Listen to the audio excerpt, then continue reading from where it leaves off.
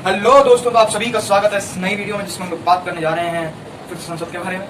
देखिए, हम लोगों ने पिछली की जो 2 वीडियो हैं उनमें लोकसभा के बारे में कंप्लीट जानकारी हम लोगों ने अभी तक जितनी थी वो ले ली थी, पर उन 2 वीडियो में शायद कुछ छूट गया था, उसके बारे में हम आज जानकारी लेंगे। तथा उसके अलावा आज हम लोग राज्यसभा के बारे में भी जानकारी प्राप्त करेंगे। देखिए, राज्यसभा भी लोकसभा की तरह ही भारतीय संसद का एक महत्वपूर्ण अंग है जिसके बारे में हमें जानकारी होनी चाहिए तथा जानकारी लेना अत्यंत आवश्यक है।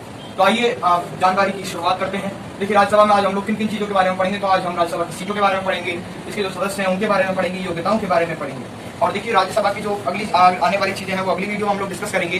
तो उसके बाद जो भी लोकसभा राज्यसभा का कंपैरेटिवली जो हम लोग देखेंगे, उसके बाद इन दोनों की शक्तियां वगैरह जो भी हम लोग देखेंगे वो हम लोग अगली वीडियोज में देखेंगे। तो आइए आज ये वीडियो हम लोग चालू करते हैं। देखिए, आज की इस वीडियो में अगर देखें तो सबसे पहले हम लोग चालू करेंगे संक्षिप्त लोकसभा। तो देखिए, अगर संक्षिप्त लोकसभा के बारे में बात की जाए, संक्षिप्त लोकसभा यानी कि लोकसभा के बारे में हम चुननी से जानकारी लोकसभा को चुनने से ढंग से धीरे से चुपचाप से कंप्लीट करें।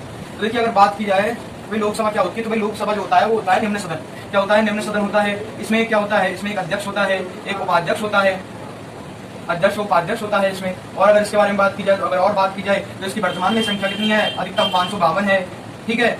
और अगर वर्तमान की बात की जाए तो वर्तमान में जो इसकी संख्या है वो कितनी है? वर्तमान में इसकी संख्या 545 है, 552 अधिकतम है, ठीक है।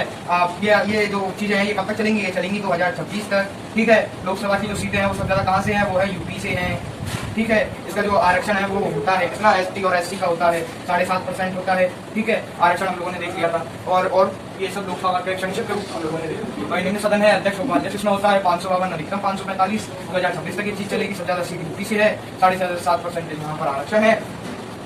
इसके अलावा अगर लोकसभा के बारे में बात की जाए तो लोकसभा को भंग कर सकते हैं। और यहाँ पर सांसद जो है मतलब 25 वर्ष उनकी आयु है, ठीक है। ये हम लोगों ने देखा। तो देखिए, इसी के साथ जो हमारा लोकसभा का ये पूरा टॉपिक है कंप्लीट होता है। तो वीडियो उसमें हम लोगों ने देखा ये संक्षिप्त रूप एक लोकसभा का। फिर आगे निम्न सदन है, अध्यक्ष उपाध्यक्ष इसमें होते हैं, 552 सदस्य होते हैं। उसके अलावा 2026 तक व्यवस्था चलेगी। उसके बाद यूपी में सबसे ज्यादा सीट है, भंग इसकी 2000 मतलब भंग इसको किया जा सकता है तथा जो न्यूनतम आयु है वो कितनी है? 25 वर्ष, ठीक है। ये हमारी महत्वपूर्ण बातें हैं लोकसभा के बारे में। कंप्लीट नहीं है लोकसभा और वो ऐसा ही अध्यक्ष लगे हमारा किसके अधिनियम के तहत ही काम हुआ है, ठीक है। अधिनियम जो वगैरह है वो याद करने वाली चीज है, वो आपको समझने वाली चीज नहीं है। देखिए, हम लोगों ने लोकसभा के बारे में जान लिया। अब आज जो हमारा टॉपिक चलेगा, मेनली जो हमारा टॉपिक है वो है राज्यसभा।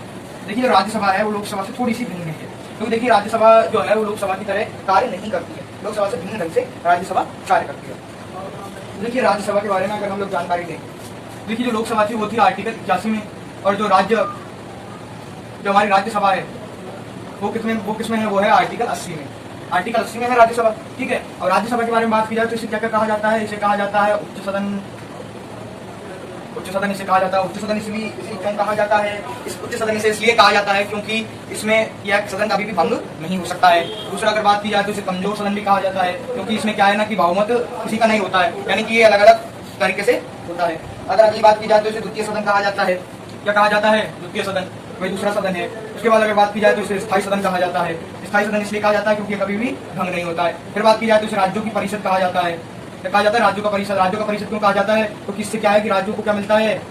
इससे राज्यों को केंद्र में अपना प्रभुत्व बोल सकते हैं, प्रभुत्व प्राप्त होता है, क्योंकि राज्यों के पास ऐसा कोई पावर नहीं है कि वो अपनी चीजों को केंद्र के समक्ष रख सकें। राज्यसभा में जो सदस्य जाते हैं वो एक तरीके से विधायक होते हैं, तो विधायक अपनी बात किसमें रखते हैं? राज्यसभा में रखते हैं। ये बात हम लोगों ने देखी थी। ये राज्यसभा के बारे में हो गया। अब अगर हम अगली बात करें तो भाई इसकी बात करते हैं, भाई इसमें जो सदस्य हैं उनकी कौन कौन सी योग्यताएं होती हैं। तो आइए देखते हैं उनकी कौन कौन सी योग्यताएं होती हैं सदस्यों की। देखिए, अगर सदस्यों की योग्यताओं के बारे में बात की जाए तो वही योग्यता होती है जो लोकसभा के में होती है, बस एक ही योग्यता क्या होती है? अलग होती है। और जो योग्यता अलग होती है उसको मैं लिख लेता हूँ। देखिए, अलग योग्यता कौन सी होती है? अलग योग्यता होती है न्यूनतम आयु। कौन सी? न्यूनतम आयु। न्यूनतम आयु कितनी चाहिए होती है? 30 वर्ष चाहिए होती है। जैसे ये टॉपिक खत्म होंगे, अभी तक जितने भी हम लोगों ने पद पढ़े हैं उन सबकी जो न्यूनतम आयु है जिन में दी हुई है उनको हम लोग एक साथ लिख लेंगे। तो क्या है कि अलग अलग एग्जामों में पूछ लेते हैं, ठीक है। देखिए, अगर हम लोग लिखेंगे भाई 30 वर्ष न्यूनतम आयु है। और अभी बची योग्यताएं देखें तो क्या है भाई? भारत का क्या होना चाहिए? नागरिक होना चाहिए, पागल दिवालिया नहीं होना चाहिए, लाभ के पद पर नहीं होना चाहिए। बस यही योग्यता है। और कोई योग्यता है? नहीं है और कोई योग्यता, बस यही योग्यताएं हैं। यही योग्यता है जो हम लोगों ने देख ली थी, यही योग्यताएं हैं। आगे की ओर बढ़ते हैं। अब देखिए, इनके निर्वाचन के बारे में बात करें तो भाई देखो, हम लोगों ने जो लोकसभा के निर्वाचन के बारे में जानकारी ली थी, तो लोकसभा का जो निर्वाचन है वो किस प्रकार से होता है? वो जनता करती है स्वयं। भाई हम लोग वोट देने जाते हैं सांसदों हर 5 साल, ठीक है। और जो इनका चुनाव है वो होता है अप्रत्यक्ष द्वारा। इसके द्वारा होता है अप्रत्यक्ष द्वारा। प्रत्यक्ष द्वारा कैसे कि भाई जो राज्यसभा संविधान है उसमें प्रत्येक राज्य के लिए सीट है कि भाई राजस्थान को राज्यसभा में इतनी सीटें हैं तो भाई इतनी सीटें हैं तो भाई इतनी सीटों पर राज्यसभा का चुनाव लड़ा जाएगा। जो विधायक होते हैं, कौन से विधायक जो होते हैं उनमें से जो लोग राज्यसभा का सांसद बनने के इच्छुक होते हैं वो सांसद पद के लिए चुनाव लड़ते हैं। उनमें से जो लोग जीतते हैं वो कहाँ जाकर बैठ जाते हैं, राज्यसभा में जाकर बैठ जाते हैं। ठीक है, यानी कि अप्रत्यक्ष द्वारा होता है। अब ये एक महत्वपूर्ण बिंदु है याद करने योग्य कि भाई इनका जो चुनाव की प्रक्रिया है वो प्रक्रिया कौन सी होती है। तो हम लोगों ने जो राष्ट्रपति के चुनाव में जो प्रक्रिया पढ़ी थी कौन सी, वही आनुपातिक प्रतिनिधित्व की एकल संक्रमणीय मत प्रणाली। कौन सी, आनुपातिक प्रतिनिधित्व की एकल संक्रमणीय मत प्रणाली। ठीक है, हम लोगों ने पढ़ी थी आनुपातिक प्रतिनिधित्व की एकल संक्रमणीय मत प्रणाली। इसी प्रणाली से इन सदस्यों का क्या किया जाता है, चुनाव किया जाता है।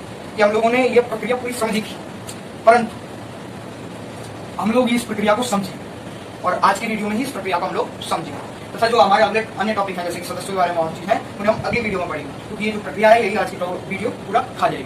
तो आइए इस प्रक्रिया के बारे में जानकारी ले लें। तो चलिए शुरू करते हैं। देखिए, अगर हम लोग इस प्रक्रिया के बारे में बात करें तो इस प्रक्रिया को एक वैसे नहीं समझा जा सकता, मतलब थ्योरेटिकली। इसे प्रैक्टिकली समझना ज्यादा अच्छा रहता है, क्योंकि प्रैक्टिकली अच्छा समझ आता है। इसीलिए देखिए, बात करेंगे भाई, माना 3 लोग हैं ए बी सी। कितने लोग हैं, ए बी सी। ठीक है, ए बी सी है। अब ए बी सी कौन है भाई, ये चुनाव में खड़े होने वाले लोग, चुनाव में खड़े हुए हैं लोग। ठीक है, और हमारे पास जो वोट देने वाले लोग हैं वो कितने हैं, 5 लोग हैं। कितने हैं, 5 लोग हैं। कौन कौन से, वो हैं D E F G H. ठीक है, ये 5 लोग वोट देंगे और ये 3 लोग कौन है, चुनाव में खड़े होने वाले। ठीक है, डी ने अपना पहला वोट दिया, डी ने बी को दिया 1 नंबर, ए को दिया 2 नंबर और सी को दिया 3 नंबर। ठीक, कुछ समस्या ई ने क्या किया, मैं को बहुत पसंद वाली बात में मुझे बहुत पसंद नहीं आता, मैं तो पैसे दे रहा हूँ, तो उसने दे दिया 1 2 3। ठीक है, फिर आया एफ का नंबर। एफ ने लगाया दिमाग। एफ ने बोली कि यार सी को कुछ नहीं दिया, मैं सी को दे रहा हूँ। उसने सी को दिया, फिर उसने बी को दिया, फिर उसने दिया ए को। ठीक है, ये वहां तक बात होगी। उसके बाद बात आती है जी। देखो जी ने क्या किया कि भाई मैं भी दूंगा वोट। जी ने बी को 1 दिया, ए को 2 दिया और सी को क्या दिया 3। एच ने क्या किया, मैं सी को दूंगा और बी ने क्या किया, मैं बी को 2 दूंगा और ए को क्या दूंगा। ठीक है, आ गया हमारा चुनाव। देखते हैं जीता कौन। A B C D, A B C D F G. A को कितने मिले हैं, 2। बी को कितने मिले हैं, 2। सी को कितने मिले हैं, 2। ये तो क्या हो गया, बराबरी का मतलब। और इससे पहले हम लोग एक चीज और समझते हैं।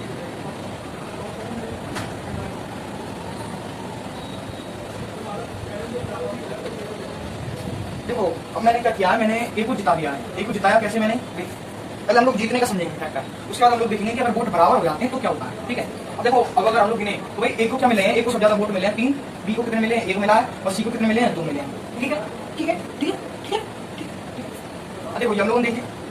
अब अगर यही प्रक्रिया रही, हाँ ठीक है, अब इसमें ये तो इसमें तो क्या हुआ भाई, ए कौन हो गया, राष्ट्रपति बन गया। मतलब जीतने वाला वो राष्ट्रपति नहीं लग रहा, वो प्रक्रिया से ना, तो राष्ट्रपति कौन हो गया, ए हो गया। ठीक है, ये तो क्या हुआ भाई, अगर एक व्यक्ति जीत जाता है तो जीता रहे। ठीक, ये हो गई एक बात। अब अगर हम लोग दूसरी बात तरफ करें, जो कि सबसे कॉम्प्लिकेटेड चीज है, कि भाई अगर 2 के बराबर हो जाते हैं, यानी 2 लोगों के अगर वोट बराबर हो जाते हैं तो क्या होगा। तो क्या होगा कि अगर भाई 2 लोगों के वोट अगर हम लोग बराबर कर देते हैं तो क्या हो जाएगा, कुछ नहीं होगा, कुछ नहीं होगा। तो हम लोग 2 लोगों के वोट बराबर करते हैं, देखो 3 लोगों के तो वोट बराबर हो नहीं सकते, हो गए। देखो ए बी सी है, 2 1 2 2 1 3 हो गया।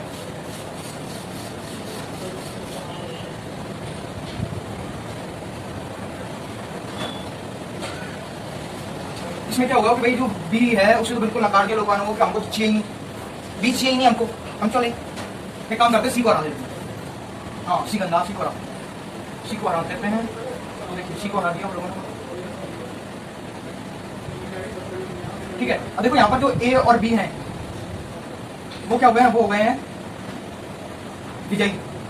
कौन हो गए, विजयी हो गए। और ए और बी, मतलब ए और बी 2 लोग तो विजयी हो नहीं सकते, तो ए और बी के जो वोट है वो बराबर हो गए। देखो यहाँ पर ए के पास भी 3 वोट है और बी के पास भी 3 वोट है। और जो हमारे सी बाबू हैं वो सी बाबू क्या कर गए हैं, हार गए हैं, क्योंकि उन्हें बिल्कुल भी वोट नहीं दिए गए हैं। वोट का मतलब है प्रेफरेंस। देखो, इस प्रणाली में वोट नहीं दिए जाते हैं, इसको प्रेफरेंसेस दी जाती हैं तो भाई क्या कौन सी किसको प्रेफरेंस दी गई है, ठीक है। प्रेफरेंस सी को पता ही नहीं मिली है, ए और बी को मिली है, ठीक है। अब ए और बी के अगर बारे में बात की जाए तो अब जो ये तो पहली स्टेज होगी, इसमें अगर कोई निर्णय नहीं आता है तो हम तीसरी स्टेज की जो हमारी एक प्रक्रिया है उसकी तरफ बढ़ते हैं। तो देखिए तीसरी स्टेज की है तो पहली स्टेज की होगी, तीसरी स्टेज की जो प्रक्रिया होती है वो कैसे होती है, तो इस प्रक्रिया में तो देखिए ये हम लोगों ने देखा था, तो हम लोगों ने इसको चेंज किया है थोड़ा सा। तो देखिए इसमें जो हारा है तो कौन हारा है, सी हार गया क्योंकि बेचारे को बहुमत नहीं मिला। अब जो ए है और बी है उसकी जो जो ए एक नंबर वाले खाने हैं उनको भर दो। और देखो ए को किस में मिला है, ई ने ए को एक दिया है उसको भर दो, फिर जी ने दिया है तो जी को एक भर दो, ठीक है। अब बी ने दिया है, बी ने किस किस में दिया है, बी ने दिया है तो लास्ट में, और किसने दिया है, एस ने दिया, ठीक है। अब क्या होता है सी के जो बोर्ड्स हैं वो किस में बांटे जाएंगे, ए में बांटे जाएंगे। अब देखो ए जो सी का एक नंबर है वो देखो समझने की प्रक्रिया, देखो सी का जो एक नंबर है वो देखा जाएगा कि भाई जो जिसने सी को एक दिया है, सी तो हार गया। देखो अब सी को जिसने एक दिया है उसने दो नंबर किसको दिया है, तो सी ने जिसको दो नंबर दिया उसका नाम क्या है, ए को दो नंबर दिया है। तो भाई सी का जो दो नंबर ही है, यानी कि अगर जो एफ है उसकी नजर में ये है कि अगर सी नहीं जीतता है तो मेरे हिसाब से कौन बनना चाहिए दूसरे नंबर पे, ए बनना चाहिए। बी का तो कहीं उसने नाम ही नहीं लिया, तो ए को क्या मिलेगा, सी का दूसरे नंबर वाला मिलेगा, यानी कि सी का एक मिलेगा। सी के जो वोट है वो किसमें बांटे जाएंगे, ए और बी में बांटे जाएंगे, है ना, ठीक है। ये तो गई एक प्रक्रिया। अब रिजल्ट तो यहीं पे आ गया कि भाई कौन जीत गया, हमारे महाशय जी ए जीत चुके हैं। परंतु अगर इसमें भी रिजल्ट नहीं आता है तो आगे क्या किया जाता है, वैसे तो इसमें रिजल्ट आ गया पर अगर इसमें भी रिजल्ट नहीं आता तो क्या किया जाता है। तो देखो सी को दो नंबर किसने दिए, सी को दो नंबर दिया है हमारे जो है कि एच महाशय ने, एच महाशय ने सी को दो नंबर दिए हैं और एक नंबर किसको दिया है, हमारे बी को। अब बी को ही क्या दिया जाएगा, एक नंबर दिया जाएगा, क्यों, अब नीचे तो नहीं जाएंगे ना, हम लोग डिक्रीज तो नहीं करेंगे, इंक्रीज ही करेंगे। तो देखिए बी को क्या दिया जाएगा, एक नंबर दिया जाएगा, ठीक है। अब इस राउंड में भी अगर नहीं जीतता है, देखो और देखो हम लोग ने दो राउंड तक गए, दो राउंड तक जीत कौन रहा था, बेचारा ए जीत रहा था, लेकिन तीसरे राउंड में जाते जीता कौन, बी। ये इस प्रणाली की बात है कि भाई जो नहीं जीतता है वो जीत जाता है, यानी कि कभी पासा पलट सकता है। तो देखिए हम लोगों ने लेकिन इस चुनाव में विजयी कौन हुआ है, इस चुनाव में विजयी हुआ है ए यानी कि अक्षर, तो वे बन चुके हैं कौन, राष्ट्रपति, ठीक है। तो हम लोगों ने इसी के साथ राष्ट्रपति और राज्यसभा के जो सदस्य हैं उनके निर्वाचन की प्रणाली के बारे में जाना। आई होप आपको ये वीडियो पसंद आया होगा, और वीडियो पसंद आया तो वीडियो को लाइक शेयर जरूर करें, वीडियो पे कमेंट जरूर करें, हमारे चैनल को सब्सक्राइब करना ना भूलें। वीडियो को अंत तक देखने के लिए धन्यवाद।